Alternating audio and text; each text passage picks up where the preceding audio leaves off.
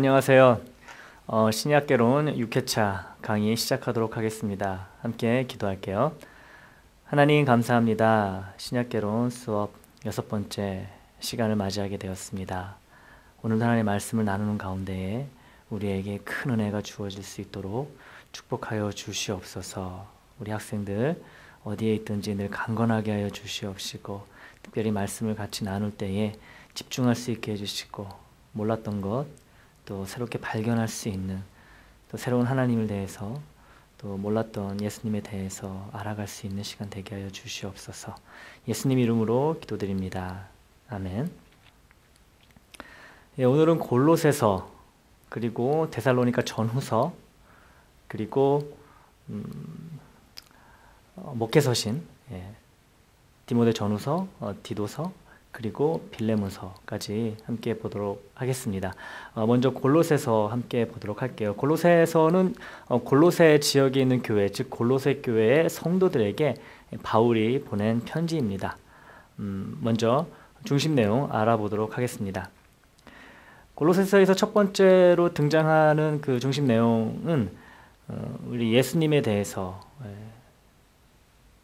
증거하는, 또 이렇게 알려주는 내용이라고 볼 수가 있습니다. 예수 그리스도를 어떻게 표현하고 있냐면, 그 단순히 교회의 주인으로서, 우리 교인들의 주로서, 그러니까 믿는 자들의 주로서뿐만 아니고 전 우주적인 모든 것들의, 이 땅에 있는 것, 우주에 있는 것, 존재하는 모든 것들의 주인이 되시는, 주가 되시는 예수님에 대해서 바울이 강조하고 있는 것을 볼 수가 있습니다. 그래서 1장 20절을 보면 바울이 예수 그리스도를 어떻게 표현하고 있냐 하면, 하늘과 땅 위에 있는 그 모든 것들이 예수 그리스도로 인해서 하나가 된다라는 표현을 하고 있어요. 즉 우리를 구원하신 예수님을 통하여서 이 세상에 있는 모든 것이 하나로 통합이 된다라고 바울이 얘기하고 있습니다. 그리고 1장 12절을 보면 예수님은 보이지 아니하는 하나님의 형상이다라고 또 표현하고 있고요. 근데 그 하나님 안에는 모든 풍성함, 모든 풍요함이 거하고 있는 것이죠.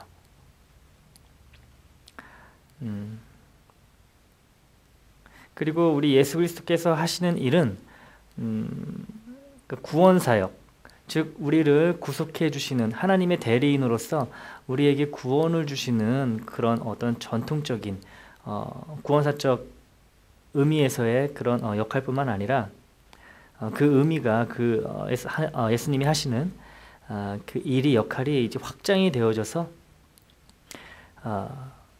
피조물을 창조하시는 그런 하나님의 대리인의 역할까지 이렇게 확장이 되고 있는 것을 볼 수가 있습니다. 그래서 하늘에 있는 것이나 땅에 있는 모든 것들이, 뭐 보이는 것이나 보이지 않는 것들이나 다 예수 그리스도를 통하여서, 그리고 예수 그리스도를 위하여서 창조되었다라고 1장 16절에 바울은 우리에게 말해주고 있습니다. 자, 그 다음으로 볼 중심 내용은 실현된 종말 사상을 볼 수가 있습니다. 그러니까 종말 사상, 끝에 이 세상 끝날에 우리에게 주어질, 이 세상에 주어질 어떤 현상이라든가 일들이 이미 실현이 되었다라고 하는 내용인데요. 함께 보도록 하시죠. 그래서 골로새서뿐만 아니고 신약 성경 곳곳에 보면 소위 신학자들이 말하는 그 실현된 종말 사상이 나오고 있는데요. 골로새서가 바로 그러한 부분 중에 하나다라고 말씀을 드립니다. 그래서 이 실현된 종말 사상의 내용은 일종의 믿음을 표현하고 있어요. 어떤 믿음이냐 하면, 우리가 받는 축복, 그리고 우리가 누리는 여러 혜택들, 그래서 마지막 때에 그 예수님이 재림하실 때에 우리에게 주어질 그런 축복들과 어떤 유익한 것들이 이미 우리의 생활 가운데에 우리가 누릴 수 있다라는 그런 신념을 의미하는 겁니다. 그게 바로 종말된 실현 사상인데요. 그래서 골로새서에서 보여주고 있는 그 어떤 하나님이 우리를 위해서 하신 일들은 이미 완전하게 이루어진 것이다라고, 이미 완료가 된 것으로 표현을 하고 있습니다. 그래서 그 결과로 즉시적인 결과로 예수 그리스도를 믿는 자들에게 특별한 은혜와 특별한 유익이 주어지는데 바로 그것이 우리의 삶 속에 현재 삶 속에 이루어지고 있다라는 것이죠. 그래서 이미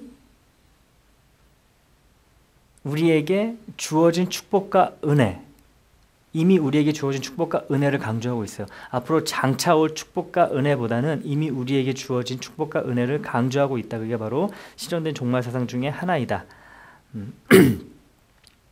그래서 1장 13절을 보면 믿는 자들은 이미 어둠의 권세로부터 구조되었다.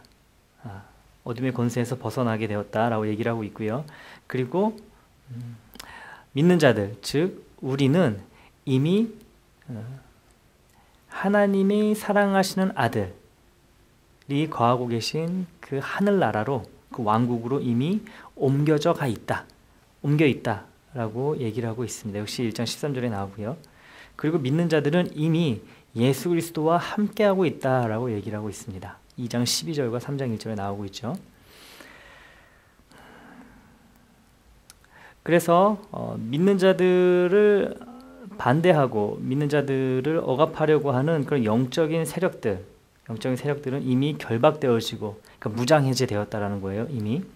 그리고 예수님께서 그 영적인 세력들, 그 악한 영적인 세력들에게 승리하셨다라는 것을 이미 공개적으로 만천하에 드러내셨다라고 표현하고 있습니다. 주장하고 있어요.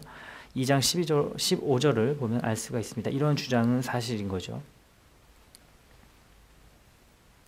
자, 실현된 종말 사상의 그 포인트는 이렇게 얘기할 수 있습니다. 예수님이 공개적으로 모든 이가 볼 수 있도록 승리를 하셨는데, 근데 그 승리가 이미 발생했다라는 거죠. 근데 여러분, 우리가 좀 혼란스러울 수 있는 부분은 뭐냐 하면, 우리는 아직 예수님이 아직 재림하지 않으셨기 때문에 열심히 구원을 이루어 가야 되고, 그리고 아직 부활을 맛보지 못했고 경험하지 못했고, 엄밀히 말하자면 우리에게 주어질 그 온전한 구원이라는 것은, 온전한 또 하나님의 나라라는 것은 미래 시점에 미래적인 현상이잖아요. 근데 골로새서에서 바울은 이미 발생했다, 이미 완료됐다라고 얘기를 하고 있습니다. 그럼 이것을 우리가 어떻게 받아들여야 되는지 약간 혼동이 될 수 있는데요. 이렇게 우리가 생각하면 좋을 것 같아요. 그 바울이 여기서 보는 그 시간적인 개념은 영원이라고 하는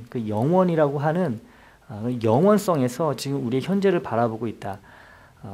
영원에서 우리 현재를 바라볼 때 여러분, 우리가 차지하고 있는 현재라는 부분은, 이 시간은 아주 점에도 불과하지 아니하나 아주 미세한 것이죠. 그래서 바울은 미래에 발생할 것을 이미 현재에 발생한 것이다. 그 영원이라는 관점에서 보면 이미 현재에서 발생하고 있는 어떤 구원의 유익이라든가 어떤 구원의 은혜를 미래의 것을 가지고 와서 마치 우리가 현재에도 누릴 수 있는 것처럼 그렇게 표현하고 있다라는 거죠. 어떻게 이해가 되셨는지 모르겠는데 좀 복잡하죠. 다시 표현을 하자면 분명히 미래의 사건이에요. 미래의 사건이지만 영원이라는 아주 거대한 개념의 시간관념으로 볼 때 미래나 현재나 그 갭이 굉장히 미미하다라는 거죠. 그래서 앞으로 일어날 일을 지금 일어난 것처럼 마치 생생하게 이렇게 표현하고 있는 것입니다. 우리가 그렇게 골로새서에서 이미 실현된 종말론을 그렇게 이해하면 별 무리가 없을 것 같습니다. 그래서 실현된 종말 사상이라고 하는 것은 어떤 역사적인 관점에서 보기보다는 미래에 성취되어질 것을 이미 현재에 성취되어진 것으로 간주하고 여기고 믿는 그런 신념이다라고 보시면 됩니다. 그래서 강조점은 우리가 지금 막 부활한 그런 육체를 소유하고 실제로 하나님의 나라가 온전히 임해 있는 상태 속에서 거한다라는 것을 얘기한다기보다는 하나님의 약속, 즉 구원에 대한 약속, 우리가 온전한 모습으로 부활하게 되는 것, 하나님이 계획하신 모든 것이 확실하게 이루어진다라는 그런 믿음을 강조하기 위한 그런 내용으로 우리가 이해하면 될 것 같습니다.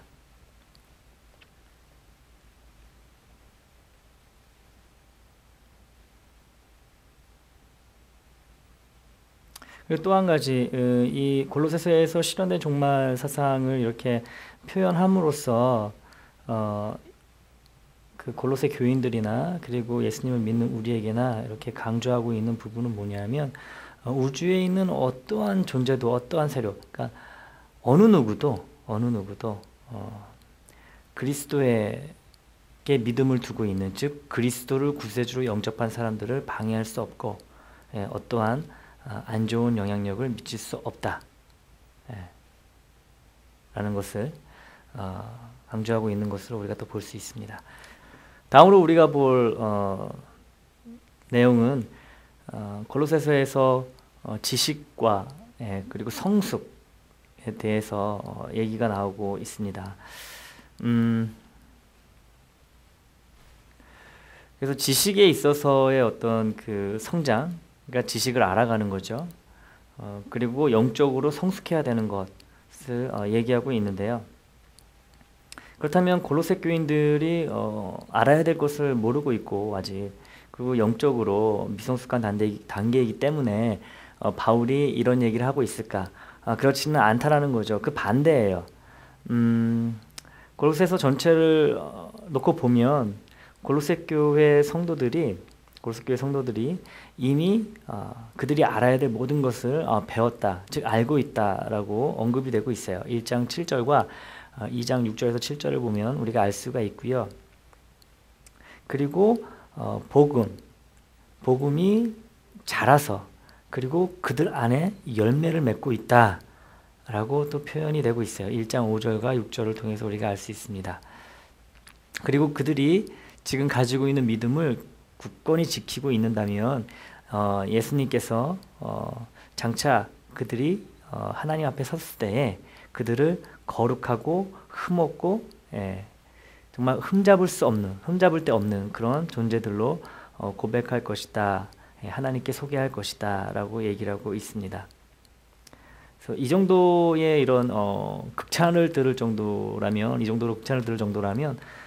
이보다 더 성숙하는 게 어떻게 보면 더 어려울 정도로 골로새 교회 성도들의 어떤 영적 수준이라든가 어떤 진리를 알고 있는 지식의 수준은 굉장히 높았다라고 볼 수가 있습니다. 그래서 그들은 그리스도 안에서 풍성하게 그리고 풍요하게 이미 이루어야 될 것을 이루고 있는 것으로 보여주고 있습니다.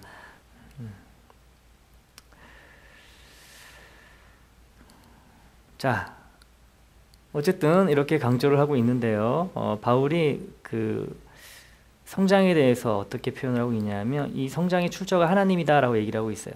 그러니까 믿는 자들은 하나님으로부터 성장해야 된다. 그래서 진정한 성장이란 하나님으로부터 비롯되어야 된다라는 말은 뭐냐면, 우리 교회가 믿는 자들의 모임, 즉 우리 믿는 자들이 교회가 되고 이 교회가 이제 몸이라는 거예요. 그리고 이 교회의 머리는 바로 예수님이다라는 거죠. 그래서 이 성장과 성숙, 그 골로새서에서는 어떻게 표현하고 있냐면, 새로운 어떤 것을 받아들이고 익히는 것을 의미한다라기보다는 그리스도 안에서 우리가 가지고 있는 믿음, 복음을 통해서 얻게 된 그 믿음을 쭉 유지시켜 나가는 것, 그리고 그 믿음을 굳건하게 지키는 것, 이것을 바로 성장과 성숙 원동력으로 보고 있습니다. 그리고 이러한 성숙은 어떻게 알 수 있냐면, 우리가 삶 속에서 드러내는 맺는 그런 열매를 통해서 확인할 수 있다라고 얘기하고 있죠. 그래서 그 열매란 바로 그리스도를 믿는 사람으로서의 적당한 삶, 알맞은 삶, 합당한 삶. 그건 뭘까요? 선한 일, 예수님이 말씀하시는 선한 일들 행하는 삶, 그것이 바로 우리의 열매, 그리고 그 열매를 통해서 우리의 성숙도를 판단할 수 있다라고 말할 수 있습니다. 그리고 그리스도인의 성숙 가운데 성숙을 나타낼 수 있는 지표 가운데 하나는 뭐냐면 다른 이들을 비난하거나 비판하거나 정죄하지 않는다는 거예요. 그 대신에 다른 이들을 사랑하고 그리고 다른 이들과 평화롭게 화평하게 지내고 또 이렇게 감사하는 삶을 살아가는 것, 이것이 바로 믿는 자들의 성숙을 나타내는 지표가 된다. 그래서 우리가 3장 14절과 15절을 통해서 확인할 수 있습니다. 네, 우리가 다음에 같이 볼 서신서는 데살로니가 전서입니다. 데살로니가 전서는 그 바울 서신 중에서 기록 시기가 가장 빠른 서신으로 우리가 생각하면 됩니다. 그러니까 바울이 가장 먼저 기록한 서신이다. 신약 성서에 있는, 그렇게 보시면 됩니다. 그래서 이 데살로니가 전서에서 특별히 바울이 강조하고 있는 부분은 뭐냐면 그 당시에 그 그리스도인으로 살아가는 것이 어떤 의미를 가지고 있을까라는 것에 대한 답을 주고 있어요. 그리고 바울은 자기가 사도로서 복음 전파하는 사람으로서 선교사로서 어떻게 그 사역을 감당했는지 그 내용에 대해서도 이렇게 설명이 나옵니다. 그래서 앞으로 우리가 이렇게 보겠지만 이 데살로니가 전서의 초점은 그 단순히 그 바울이 믿는 자들과 크리스찬들과 이렇게 공유했던, 함께 나눴던 그 말씀에 있다라기보다는 어떤 방식으로 바울이 그 말씀을 공유하고 나누고 선포했는지, 가르쳤는지, 거기에 더 집중하고 있다라고 보시면 좋을 것 같습니다. 네, 데살로니가 전서의 중심 내용 같이 보도록 하겠습니다. 먼저 바울이 어떻게 사역을 했는지, 데살로니가 교회에서 사역을 할 때 그 사역의 모습은 어떠했는지 바울이 표현하고 또 나타내고 있는 부분을 우리가 함께 볼 수 있는데요. 바울이 데살로니가 전서에서 데살로니가 교회 성도들에게 주지시키고 상기시키고 있는 것은 그들이 어떤 방식으로 사역을 했는가에 관한 것이었습니다.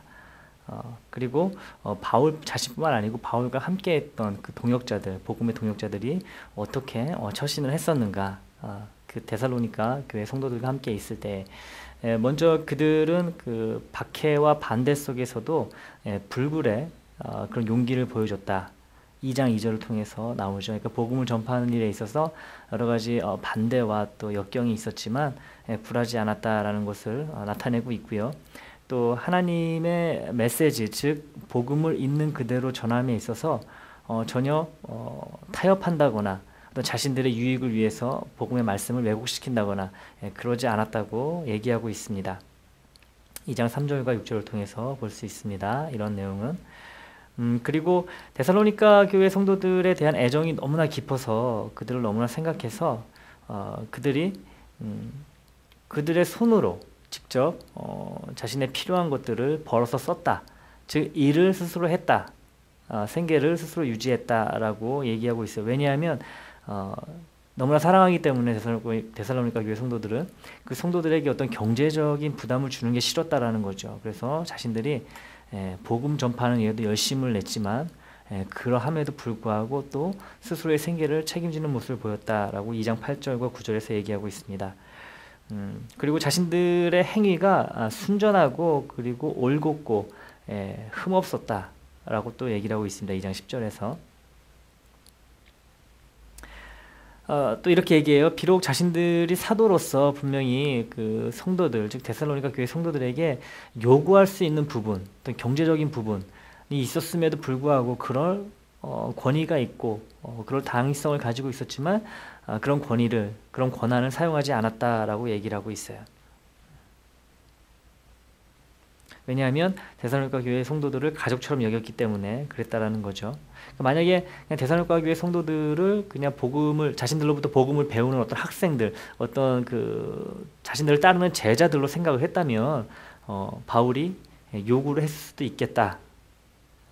라는 그런 의미로 우리가 해석할 수도 있죠. 하지만 그렇게 보지 않고 전혀 어떤 금전적인 이해관계가 없는 그냥 가족으로 여겼기 때문에 어떤 경제적인 부담을 안 주려고 그랬다라는 것을 우리가 볼 수 있습니다.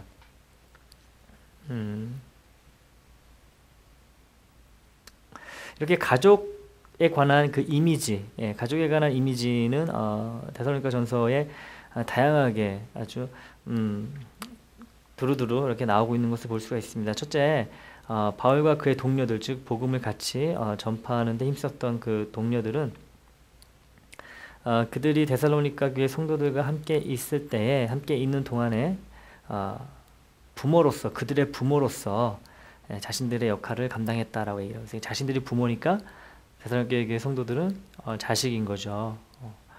가족 이미지가 나타나고 있는 거죠. 그리고 그 젖먹이를 다루는 그런 엄마처럼, 젖먹이 아이를 다루는 대하는 그런 엄마처럼 그 데살로니가 교회 성도들을 부드럽게 온유하게 대했다라고 얘기를 하고 있습니다. 그리고 이제 엄마적인 어떤 그런 이미지가 여기서 강조됐다면 2장 7절에서 2장 11절을 보면 이제 아버지의 그런 이미지로 얘기하고 있어요. 언제 아버지의 이미지를 보여줬냐 하면 개별적으로 그들에게 필요한 충고를 할 때, 그리고 권면할 때, 힘을 북돋을 때는 또 아버지처럼 또 그렇게 했다라고 얘기를 하고 있습니다. 그러니까 데살로니가 교회는 바울에게 있어서 가족이나 마찬가지였던 거죠. 가정. 그래서 이런 가족 이미지, 특히 부모 이미지를 쓰고 있는 것을 볼 수가 있습니다.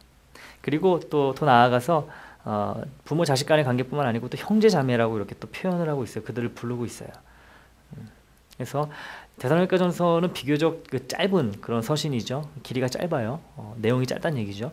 근데 이렇게 짧은 서신서에, 짧은 데살로니가 전서에 이 형제 자매라는 이 언급이 총 15번이나 나오고 있다는 것은 바울이 이들을 어떻게 생각하고 있는지 잘 드러내주는 그런 단면이라고 볼 수가 있습니다.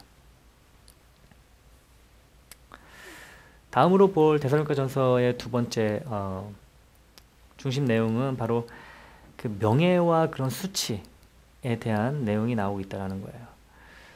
데살로니가 교회 성도들은 자신의 동족들, 즉 이방인들, 그 헬라인들 이라고 할 수 있죠. 그 이방인들로부터, 같은 이방인들로부터 이렇게 멸시를 당했다.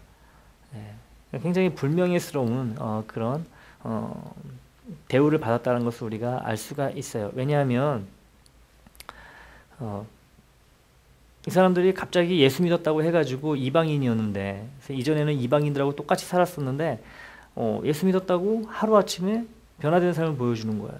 그래서 술 마시는 것도 이제 끊고, 그리고 막 연애라든가 잔치집에 가가지고 흥청망청 지내는 것도 더 이상 하지 아니하고, 그리고 자신들이 여태껏 섬겼던 여러 그 우상들을 섬기지도 않고, 그러니까 이방인들이 보기에는 오히려 예수를 믿음으로 인해서 이상하게 변해버린 자신들의 어떤 동족 같은 이방인이지만 그 데살로니가 교회 성도들이 안 좋게 보일 수밖에 없었다라는 거죠. 그래서 굉장히 불명예스러운 대접을 받았다.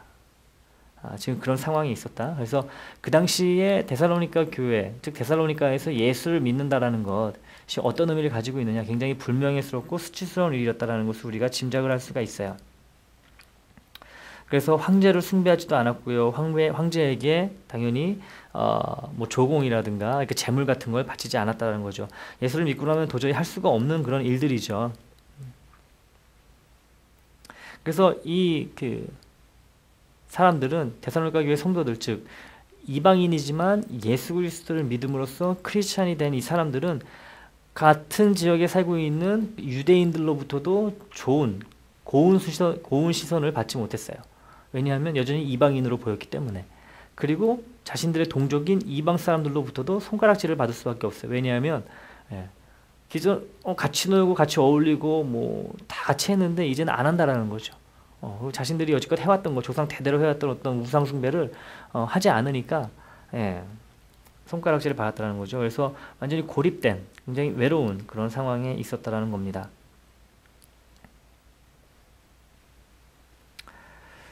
이런 데살로니가 교회 성도들에게 바울이 하고 싶었던 말은 비록 그들이 세상의 눈으로 볼 때는 명예롭지 못하지만, 명예 있는 모습으로 살아가지 않지만 하나님의 눈에는 그들이 명예로운 삶을 살아가고 있다, 명예로운 자들이다 라고 얘기를 하고 있습니다. 이게 바로 사도 바울이 전하고 싶었던 메시지라고 볼 수 있습니다.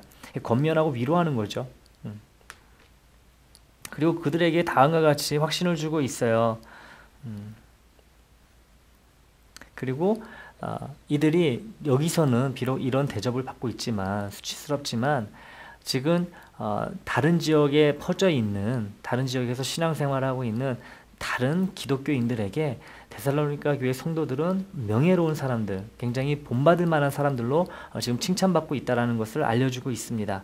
자존감이 조금씩 이제 올라가고 있겠죠. 이 데살로니가 전서를 읽고 있는 데살로니가 교회 성도들에게. 그래서 마게도니아와 아가야 지역에 있는 모든 교회들과 그리고 특히 진짜로 모든 지역에 있는 여기 마게도니아와 아가야뿐만 아니고 모든 지역에 있는 그러니까 교회가 있는 모든 지역에서 이들이 지금 칭찬받고 있는 사람들이다 라고 얘기를 해주고 있습니다. 그리고 이 사람들을 박해하는 사람들, 그러니까 데살로니가 교회 성도들을 박해하고 손가락질하고 수치스러운 인간들이다 라고 지금 말하고 다니는 이 사람들이야말로 하나님 보시기에 수치스러운 인간들이다 라는 것을 역설적으로 얘기하고 있는 걸 볼 수가 있습니다. 왜냐하면 이들은 서로를 잘 대하지 않아요. 서로에게 해를 가하는 그런 존재들로 나오고 있어요. 2장 2절에. 그리고 하나님을 모른다라는 거죠. 가장 큰 죄가 하나님을 모르는 죄라고 그랬는데 이 사람들 하나님을 알지 못해요. 그래서 어떤 그 정욕에 따라서 살아가는 그런 사람들이다라고 얘기를 하고 있습니다. 그래서 이러한 모든 것들이 예수님이 재림하시는 날, 즉 하나님의 때에 온전히 드러나게 될 것이다 라고 얘기를 하고 있어요.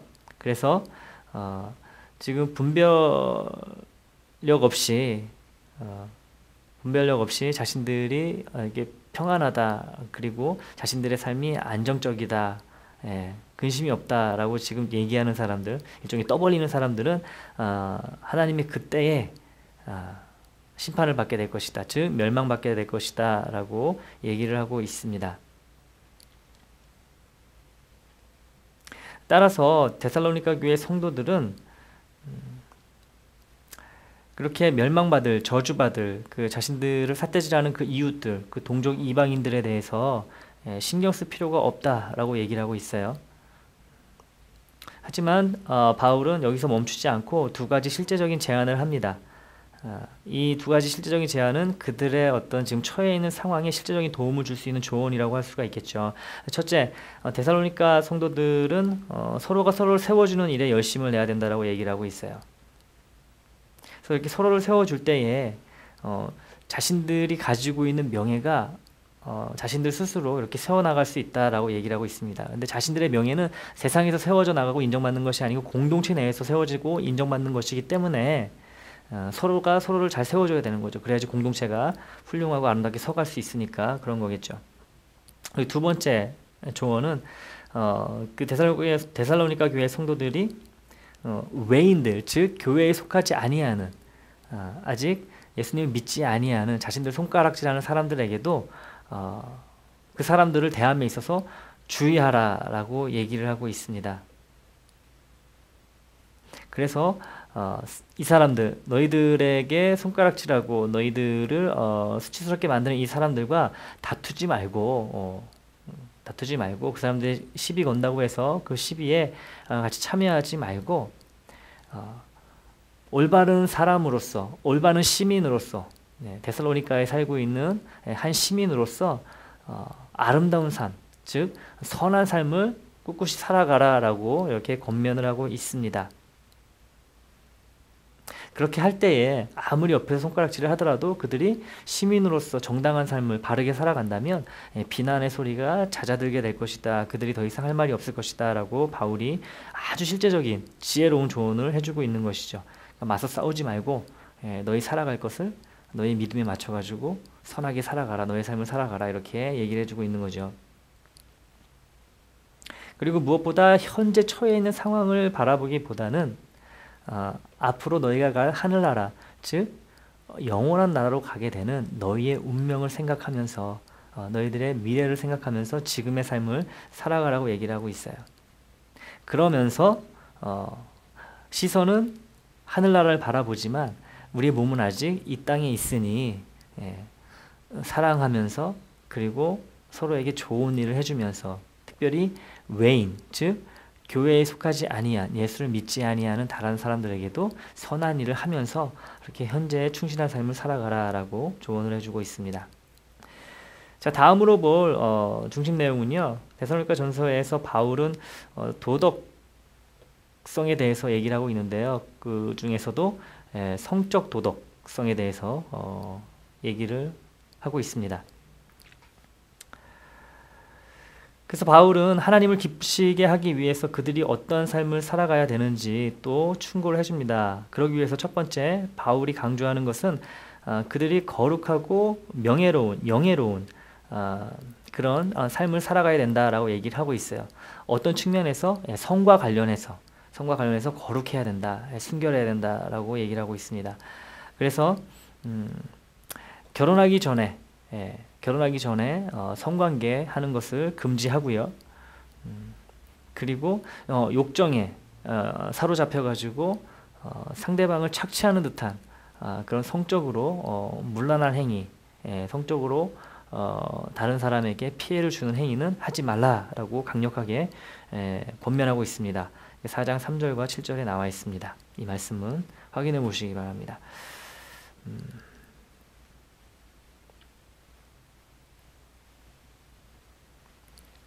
왜 이런 조언을 하고 있을까? 데살로니가 교회 성도들에게. 그러니까 데살로니가 교회 성도들이 이방인이었기 때문에 그래요. 이 이방인들의 삶이 어땠어요? 지금 하지 말라는 것, 방금 전에 사도 바울이 하지 말라는 거 다 해왔던 사람들이거든요. 그렇기 때문에 바울이 재차 강조하는 거죠. 너희가 이전에 이렇게 살았지만, 물론 이 부분은 빠져 있지만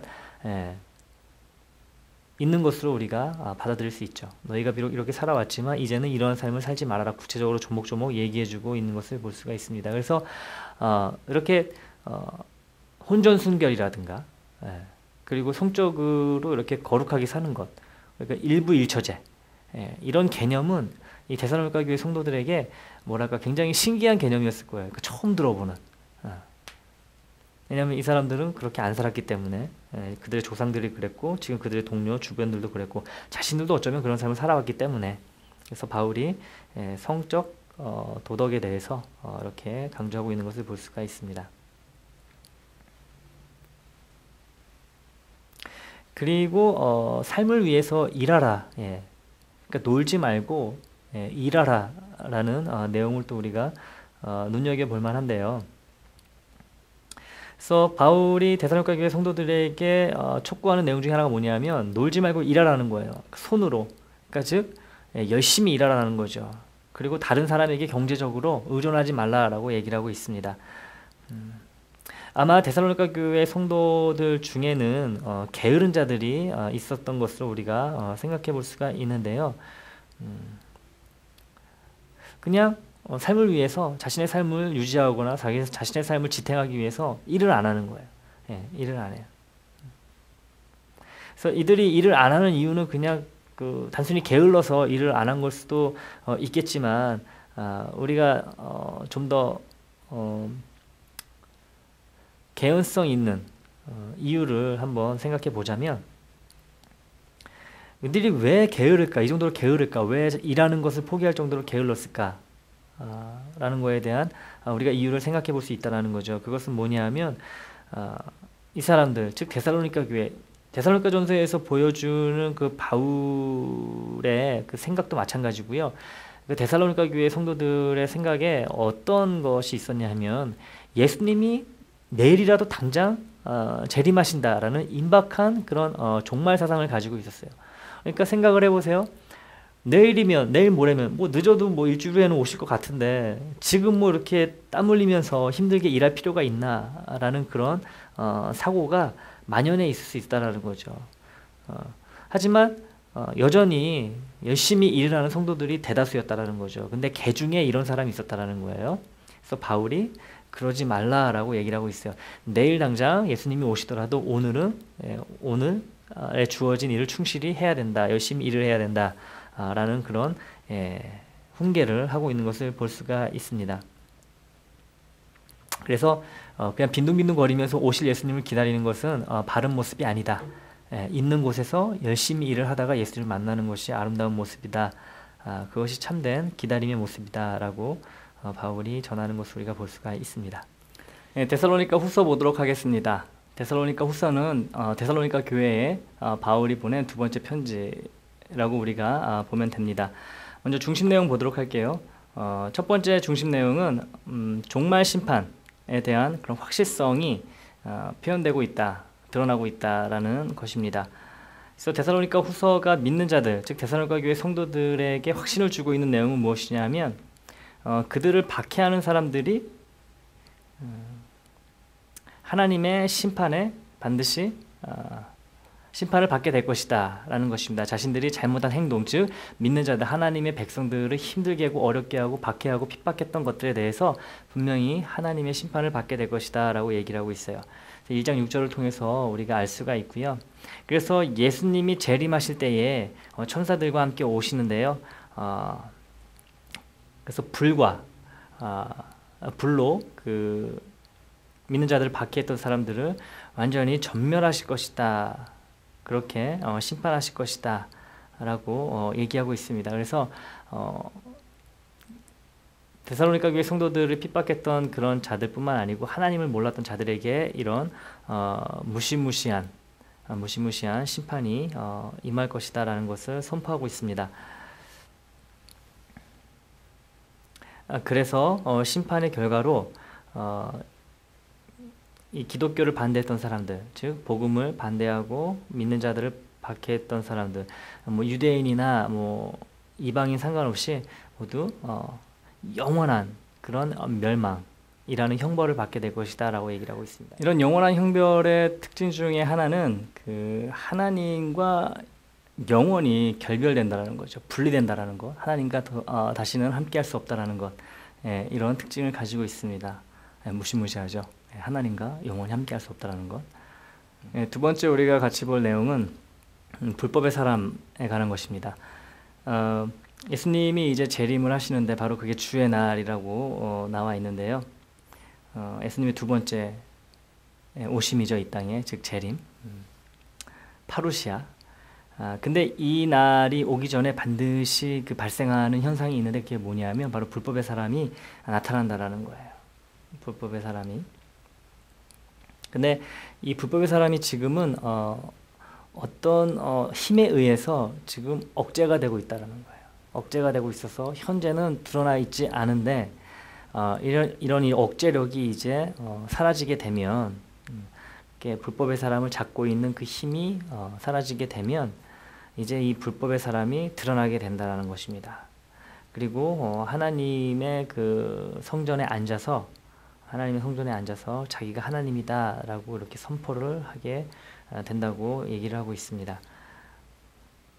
그리고 나서 이제 재림하신 예수님께서 그를 입김으로 불어서 완전히 날려버리신다, 없애버리신다, 승리하신다라는 내용을 보여주고 있습니다.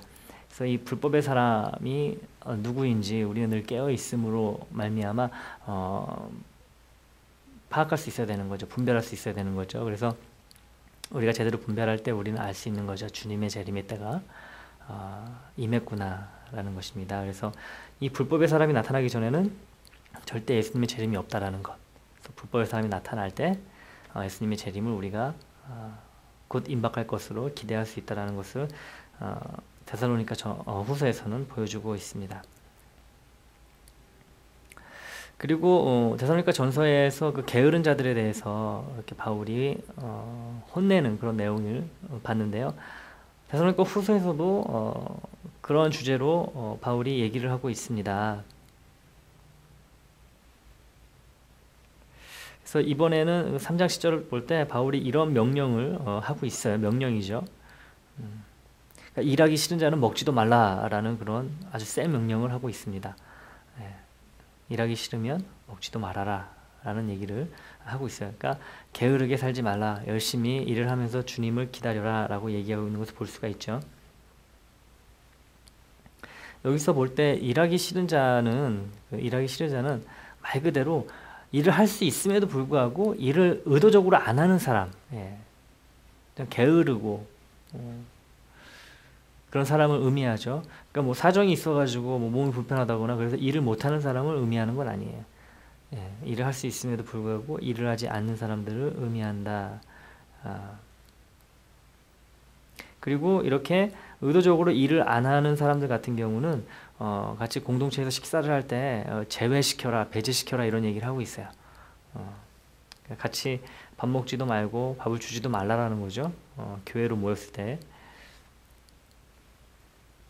그래서 자신과 함께 동역했던 복음을 위해서 함께 수고했던 디모데, 실라를 언급하면서 자신들이 보여준 모습, 데살로니가 교회 성도들에게 보여준 모습, 즉 풀타임으로 일을 하면서 또 복음을 전했던 그런 자신들의 열심 있는 모습을 다시 한번 주지를 시킵니다. 자신들도 이렇게 사니까 너희들도 게으르지 말고 그렇게 살아라 라고 얘기를 하고 있는 것을 볼 수가 있습니다. 그리고 데살로니가 후서에서 또 한 가지 강조하고 있는 것은 뭐냐면 지금 받고 있는 고난이라든가 어떤 박해를 긍정적으로 바라보라라는 얘기를 하고 있어요. 왜냐하면 공의의 하나님이 심판의 때에 이 데살로니가 교회 성도들을 인정하실 뿐만 아니고 뭘 통해서 그들이 예수를 믿었기 때문에 받았던 그런 박해와 고난과 아픔으로 인해서 공의의 하나님이 마지막 때에 그들을 인정하신다는 거예요. 수고했다라고 인정해 주신다는 거예요. 그리고 이미 현재의 그들의 고난이 긍정적인 좋은 그런 효과를 가져오고 있다라고 얘기를 하고 있습니다. 그것이 뭐냐면 그들이 지금 당하고 있는 그런 고난을 꿋꿋이 견뎌냄으로 인해서 그들이 믿음 안에 더 견고해진다는 거예요. 더 확실한 믿음을 갖게 된다는 거죠. 그래서 그들의 믿음이 풍성하게 자라게 되고 그리고 서로를 향한 사랑이 점점 증가하게 된다. 점점 커지게 된다. 이게 무엇을 통해서 가능하다? 바로 현재 받고 있는 고난, 박해, 아픔, 시련을 통해서 가능하다라는 것을 얘기함으로써 처한 상황, 아무리 부정적이고 안 좋아 보일지라도 귀한 의미가 담겨 있음을 결국에는 긍정으로 우리를 이끈다는 그런 내용을 하고 있습니다. 3장 3절과 4절을 보면 또 이런 얘기를 해요. 믿는 사람이라면 하나님을 신실하게 믿는 사람들이라면 고난은 피할 수 없는 것이다. 운명이다 라고 이렇게 얘기를 하고 있는 것을 볼 수가 있습니다. 여러분 삶 속에서 얼마나 많은 고난을 예수님으로 인해 받고 계십니까? 정말 예수님으로 인해서 받는 고난이라면 여러분들 하나님께 인정받을 것이요 또 여러분 믿는 자로서 정해진 운명을 잘 지금 살고 있다라는 그런 확신을 갖기 바랍니다. 그래서 이 데살로니가 후서가 이 데살로니가 교회 성도들에게 이렇게 드러내주고 있는, 알려주고 있는 내용은 그 박해와 고난, 시련이 믿는 자들을 하나님 나라의 백성으로 더 알맞게, 더 아름답게 빚어가는 그런 요소가 된다라는 것을 드러내주고 있다라고 말씀을 드릴 수 있겠습니다. 네, 다음으로 목회서신 보도록 하겠습니다. 목회서신은 여러분이 아시는 것처럼 디모데 전후서와 그리고 디도서로 이루어져 있습니다. 바울이 대부분 단체 서신을 보냈죠. 그러니까 뭐 교회를 수신자로 해서 여러 사람들이 볼 수 있는 그런 서신을 대부분 보냈는데 이 목회 서신 같은 경우는 개인 대 개인의 그런 일종의 사적인 편지로 보시면 됩니다. 또 목회 서신 말고 이제 우리가 또 좀 이따가 보게 될 그 빌레몬서도 개인 대 개인 그런 서신으로 볼 수가 있는데요. 먼저 목회 서신 보도록 하겠습니다. 목회 서신이라고 불리는 이유는 이 서신들이 바울이 목회자로서 자신이 키운 자신이 또 이렇게 많이 아끼는 그런 후배 목회자들, 즉 디모데와 디도에게 목회에 관해서 어떻게 목회를 해야 되는지 그런 조언 그리고 당부의 말씀을 하고 있기 때문에 목회 서신이다라고 이렇게 풀립니다. 그래서 오늘 이 시간에는 이렇게 세 서신을 하나로 묶어가지고 같이 보도록 하겠습니다. 따로따로 보지 않고. 먼저 우리가 이 새 서신서에서 볼 수 있는 공통적인 내용은 뭐냐면 교회 조직에 대해서 얘기를 하고 있어요. 교회 조직, 즉 직분자를 세우는 거에 대해서 얘기를 하고 있는데요. 특별히 디모데전서와 디도서에서 이런 그 직분자 관련된 관심이 유독 잘 나타나 있습니다. 그래서 여러 직분이 이렇게 뭐 나열되고 있는데요. 그 현재 우리로서는 이 직분들이 구체적으로 어떤 의미를 갖고 있는지, 어떤 직분, 그 직분의 내용을 정확히 아는 것은 좀 힘들다. 그러니까 알 수가 없다라고 말씀을 드릴 수가 있고요. 근데 우리가 한 가지 유의해야 될 점은 뭐냐면, 우리가 지금 생각하고 있는 그런 교회 직분 있잖아요. 장로라든가 집사라든가 뭐 권사라든가 뭐 현재 우리가 알고 있는 이런 직분과 동일한 개념으로 이해를 하면은 좀 곤란하다. 그렇지 않다라는 말씀을 드립니다. 그래서 여러분들이 이렇게 보실 때에 지금 우리가 알고 있는 그런 직분의 개념하고 100% 일치하진 않는다. 물론 겹치는 부분도 있지만 안 겹치는 부분도 있다라는 것을 좀 유념해 주시기를 바랍니다.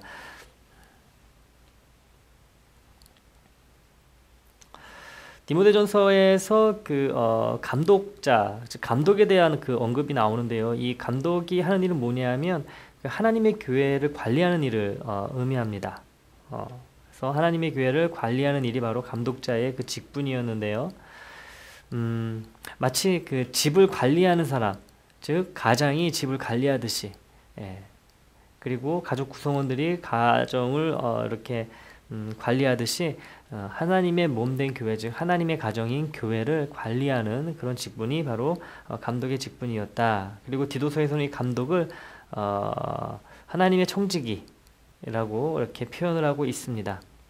그래서 이 하나님의 청지기란 말이 의미하는 것은 하나님이 지명을 해서 하나님을 대신해서 하나님의 일, 즉 교회의 일들을 처리하는 것, 다양한 일들을 처리하는 것을 의미한다 라고 보시면 됩니다.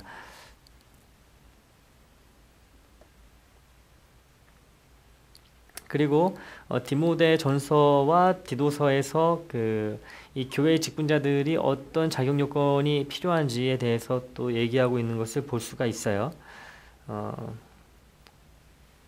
그래서 분명한 것은 성품이 좋아야 된다는 거, 캐릭터가 중요하다라고 얘기를 하고 있습니다. 그래서 모든 직분자들은 책임감이 있어야 되고 또 존경받을 만한 그런 인물이어야 되고, 그리고 그들의 삶이 흠이 없어야 된다라는 것을 디도서 1장 6절에서 보여주고 있고요. 그리고 흠 잡을 데 없고, 또 마찬가지로 비난받을 만한 일을 하지 아니하고, 또 그 교회 일을 함에 있어서, 그리고 성도들의 눈에 항상 좋게 보이는 그런 사람들이어야 된다라고 얘기를 해주고 있습니다. 그리고 훌륭한 믿음, 단단한 믿음, 흔들리지 아니하는 믿음을 가지고 있어야 되고요. 그리고 자기 절제를 할 줄 아는 사람, 그래서 성질 부리지 않고 자기의 어떤 그런 감정을 잘 컨트롤할 수 있는 사람들이 바로 직분자로서의 바른 요건을 가지고 있는 사람들이다라고 얘기를 하고 있습니다. 그리고 무엇보다 그들의 그 가정 생활이 올바라야 되는데요. 특별히 자녀들을 잘 관리하고 통제하는 그런 사람들이 직분을 맡아야 된다, 교회 직분을 맡아야 된다라고 얘기를 하고 있습니다. 왜냐하면 교회도 아까 말씀드린 하나님의 가정, 하나님의 집이기 때문에 자기들의 가정을 잘 다스리는 사람이 하나님의 교회도 잘 다스릴 것이다, 잘 이끌 것이다 라고 이렇게 얘기를 하고 있습니다. 그리고 탐욕스럽지 않아야 된다. 즉 돈을 사랑하는 자가 되지 말아야 된다. 왜냐하면 디모데전서 6장 10절에 돈을 사랑하는 것이 일만하게 근본이다 라고 얘기가 나와 있듯이, 돈을 사랑하는 사람은 교회의 직분자로 세우면 안 된다라고 얘기를 하고 있습니다. 그리고 또 디모데에게 당부하는 것은 바울이 성급하게 일꾼이 필요하다고 해가지고 안수를 줌으로써 일꾼을, 즉 재직을 세우지 말라라고 얘기를 하고 있어요. 재직이 없어서 불편한 게 문제 있는 재직으로 인해서 교회가 힘들어지는 것보다 훨씬 낫다라고 말씀을 전하고 있습니다. 우리가 또 볼 수 있는 그 다음 그 중심 내용은 목회서신서에서 그 건전한 교리, 올바른 교리에 대해서 목회서신이 공통적으로 얘기를 하고 있습니다. 그래서 교회 내에 거짓된 가르침이 있으면 그것을 바로 잡는 것에 신경을 쓰라라고 얘기를 하고 있습니다. 그래서 건전한 교리 그리고 진리에 대한 지식 그리고 바른 가르침에 힘쓰라라고 얘기를 하고 있습니다. 그렇게 해서 그 교회 성도들이 즉 디모데와 디도가 목회하는 교회의 성도들이 바른 믿음, 건전한 믿음을 갖게 될 것이다 라고 말을 하고 있습니다. 목회서신에 공통적으로 나타나고 있는 다음 그 중심 내용은 여성과 사역에 대해서 언급하고 있다는 것입니다.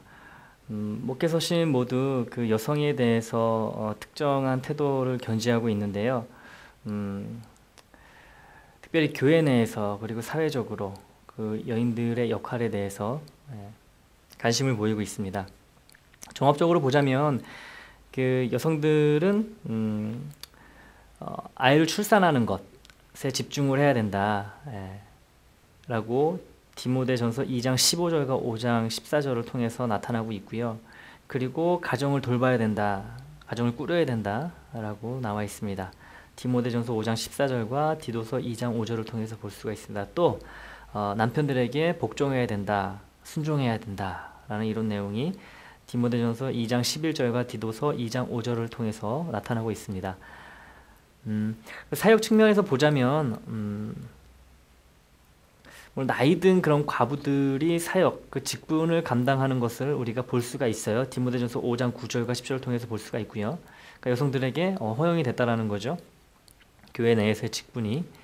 그리고 어떤 여성들 같은 경우는 또 집사로도 섬겼던 것을 우리가 볼 수가 있어요. 디모데전서 3장 11절에 나와 있고요.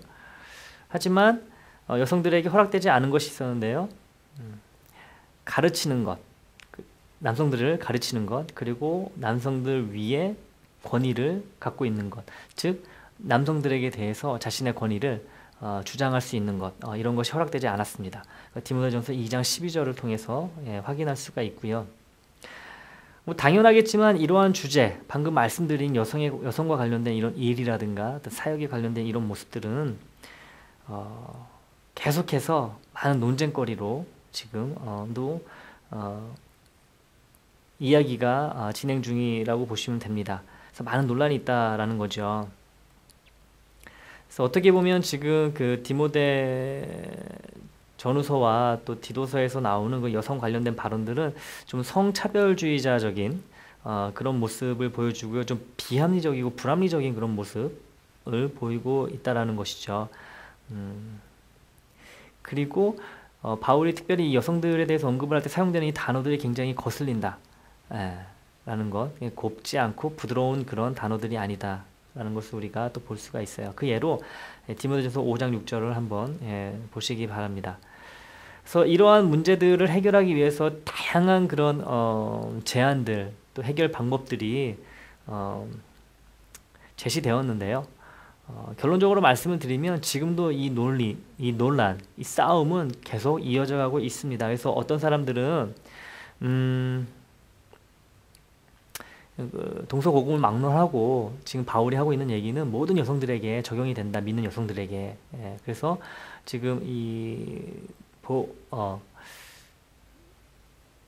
목회서신에 나오는 이 내용, 여성에 관련된 내용을 그냥 그 문자적으로 그대로 적용을 해야 된다 주장하는 사람들이 있고, 또 반면에 아니다, 그게 아니고 지금 특정한 교회, 디모데와 디도가 사역하고 있는 이 교회들만의 문제이기 때문에 이 교회에 한정지어서 생각을 해야지 이것을 모든 교회에 있는 여성들에게 적용하는 것은 무리가 있다라고 이렇게 주장하는 사람들도 있습니다. 그래서 둘 사이에서 지금 계속 갈등이 있는 거죠. 서로 싸우는 거예요.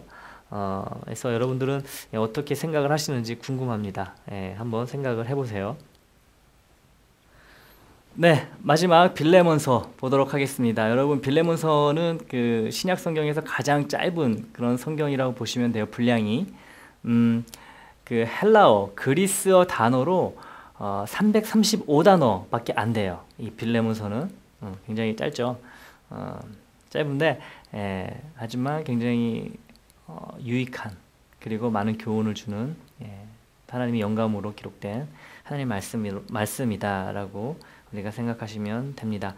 여러분 기브앤테이크라고 아시죠? 내가 줬으니까 너도 좀 줘. 이건데 빌레몬서를 이렇게 접근하시면 좋을 것 같아요.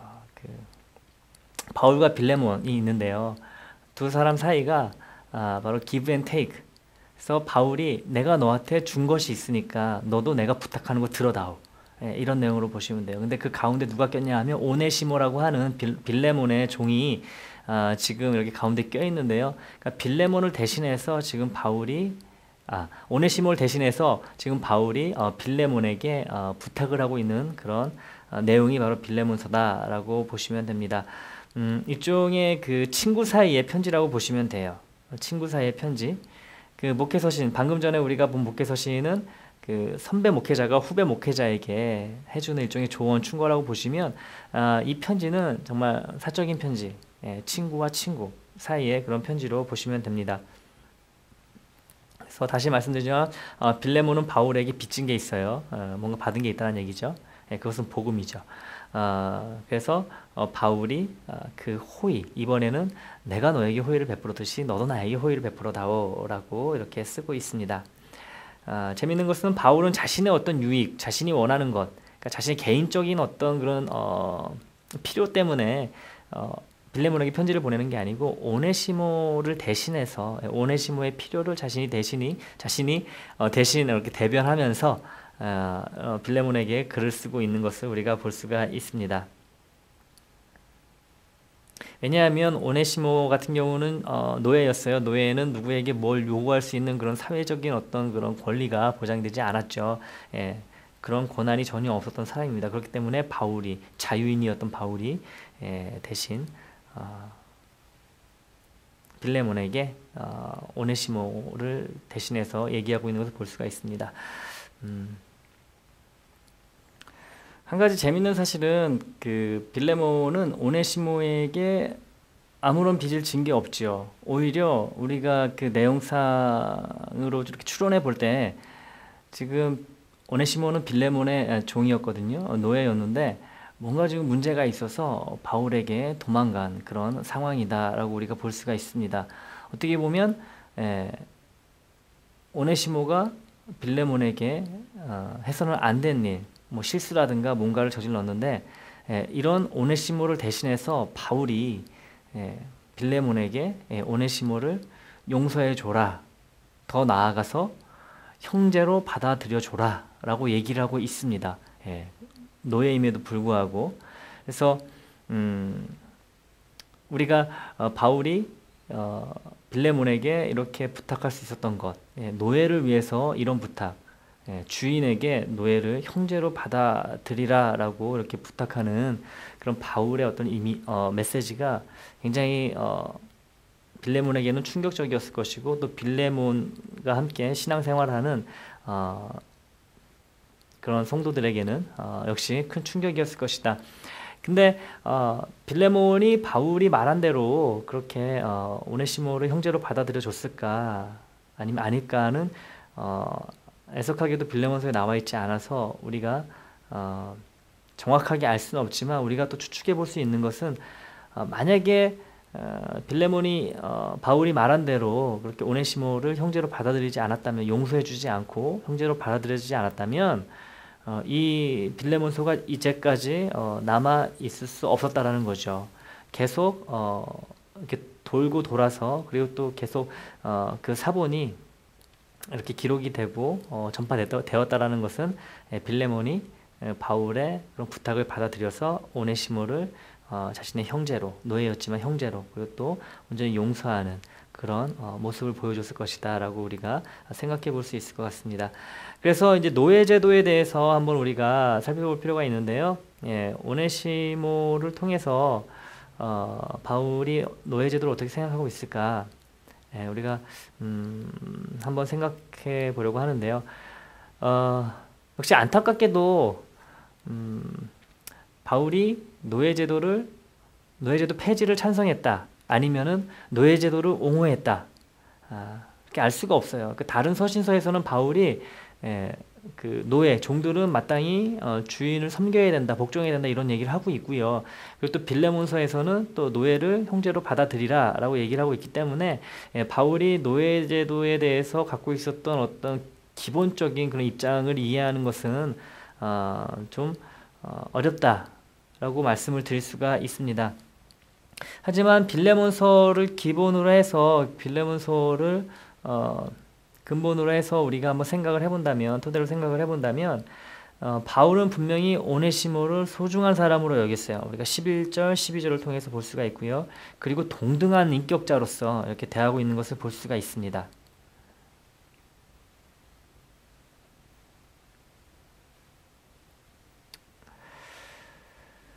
그리고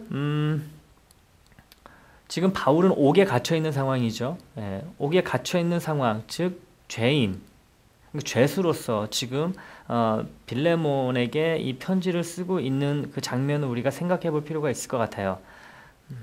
바울이 뭐라고 얘기를 하냐면 그리스도 때문에 자신이 자신의 자유를 잃었다라고 얘기를 하고 있어요. 하지만 또 그리스도를 위하여서 자신이 다른 이의 자유를 또 추구하고 있다 라고 말을 하고 있습니다. 이렇게 볼 때에 바울이